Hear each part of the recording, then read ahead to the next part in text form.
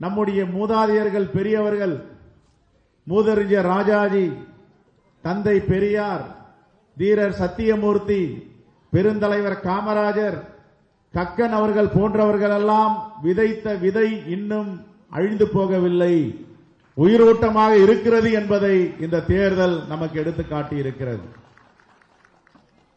அப்படிப்பட்ட முடிவை தமிழ்நாட்டில் நாம் ரசிக்கிறோமோ மகிழ்ச்சி அடைகிறோமோ தெரியவில்லை.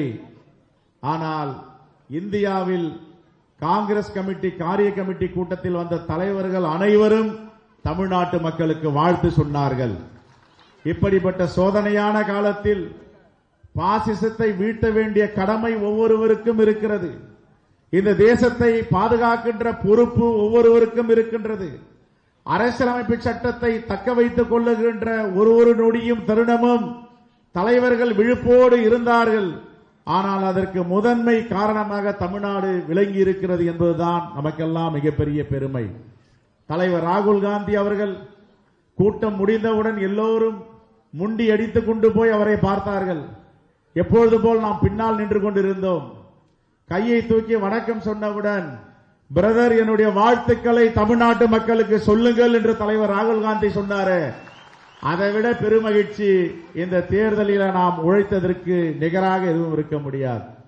அப்படி ஒரு மகிழ்ச்சியான தருணம் புதுடில்லி கூட்டத்தில் கலந்து கொண்டோம். நம்முடைய தலைவர் மல்லிகார்ஜுன கார்கே அவர்களும் என்னுடைய வாழ்த்துக்களை தமிழ்நாட்டு மக்களுக்கும் குறிப்பாக காங்கிரஸ் தோழர்களுக்கு சொல்லுங்கள் என்று வாழ்த்து சொல்லி அனுப்பியிருக்கிறார். எல்லோருக்கும் மகிழ்ச்சி. ஆனால் ஒரு கட்சியை தவிர அவர்கள் தான் வேதனையோடு இருக்கிறார்கள்.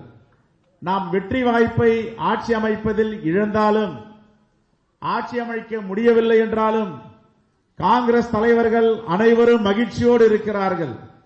ஆனால் ஆட்சி அமைத்தவர்கள் வருத்தத்தோடு இருக்கிறார்கள், மகிழ்ச்சியை இழந்திருக்கிறார்கள். என்ன காரணம் என்றால், அவர்கள் தீட்டிய திட்டங்கள் எதையும் அவர்களால் நிறைவேற்ற முடியாது. அரசியலமைப்பு சட்டத்தை மாற்ற முடியாது, பாசிசத்தை விதைக்க முடியாது. இந்த தேசத்தின் மக்கள் நமக்கு வாய்ப்பு தரவில்லை என்றாலும் பரவாயில்லை, ஏதோ ஒரு வகையில் மோடிக்கு மிகப்பெரிய கடிவாளத்தை போட்டிருக்கிறார்கள். ஆட்சி அமைக்க முடியவில்லை என்றால் ஒரு கட்சியை சார்ந்தவர்களோ கூட்டணியை சார்ந்தவர்களோ மகிழ்ச்சி அற்றவர்களாக வருத்தத்தில் இருப்பார்கள். நான் புதுடெல்லியில அனைத்து தலைவர்களையும் பார்க்கும் பொழுது எல்லோரும் மகிழ்ச்சியாக இருக்கிறார்கள். நான் மட்டும்தான் அதில் வருத்தமாக உட்கார்ந்திருந்தேன். தமிழ்நாட்டில் அனைத்து தொகுதிகளிலும் நாம் வெற்றி பெற்றாலும் இன்னும் தென் மாநிலங்களிலே கர்நாடகா, தெலுங்கானா, மத்திய பிரதேஷ்,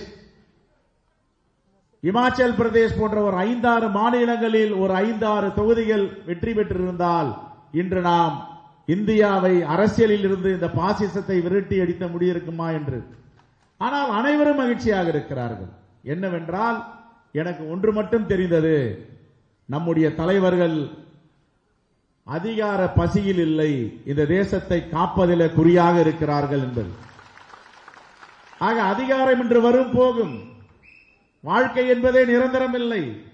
மகான் புத்தர் அவர்கள் சொன்னது போல, வயது போகும், மூப்பு வரும், நோய் வரும், மரணம் வரும். ஆனால் நாம் வாழ்கின்ற காலத்தில் இந்த மண்ணிற்கும் மக்களுக்கும் என்ன செய்திருக்கிறோம் என்றுதான் வரலாறு கூறப்போகிறது.